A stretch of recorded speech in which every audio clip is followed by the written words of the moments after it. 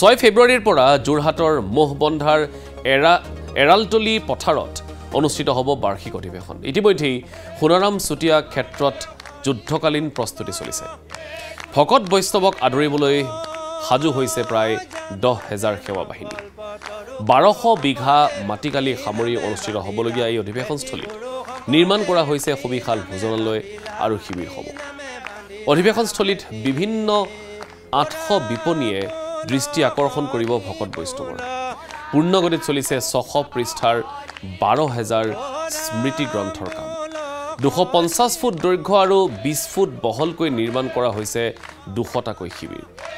বহিৰাজ্যৰ ভকত বৈষ্ণৱৰ বাবে সুব্যৱস্থা কৰিছে আদৰণি সমিতিয়ে।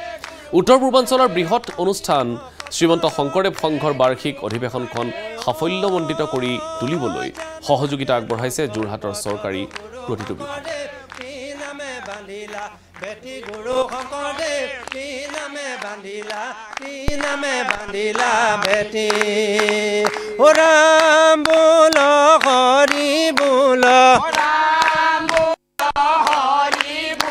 ও ৰাম বোল হৰি বোল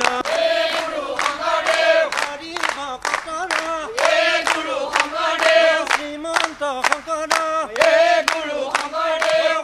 এই অধিৱেশনত এইবাৰ 15 পৰা 20 লক্ষাধিক ভকতৰ ইয়াতে সমাগম হ'ব। যে অধিৱেশনত ভকতসকলে কোনো পৰ্যায়ত কোনো ধৰণৰ যাতে অসুবিধা নাপায় আৰু আমাৰ কেন্দ্ৰীয় সেৱা বাহিনীয়ে ইতিমধ্যে কোনে ক'ত কেনেধৰণৰ দায়িত্ব পালন কৰিব লাগিব এই সন্দৰ্ভত ইতিমধ্যে আমাৰ তালিকা প্ৰস্তুত হৈছে।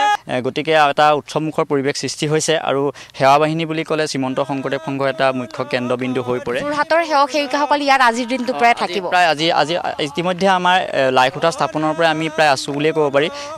মাঘৰ বিহু খাই আমি ইয়ালৈ আহিলোঁ। গৌৰৱান্বিত হৈছোঁ যোৰহাট জিলা শাখাই এবাৰ ভকত বৈষ্ণৱক আমি আদৰণি জনাইছোঁ আৰু আমি আশা কৰিছোঁ যে আমি সকলোকে সেৱা শুশ্ৰূষা কৰিব পাৰোঁ ভকত বৈষ্ণৱক। কৃষ্ণ জয় গুৰু শংকৰ।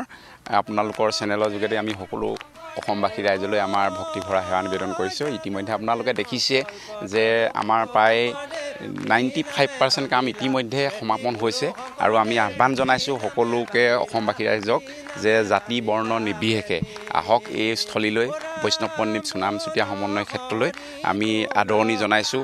আমি সেৱা কৰিবলৈ আগ্ৰহেৰে ৰৈ আছোঁ।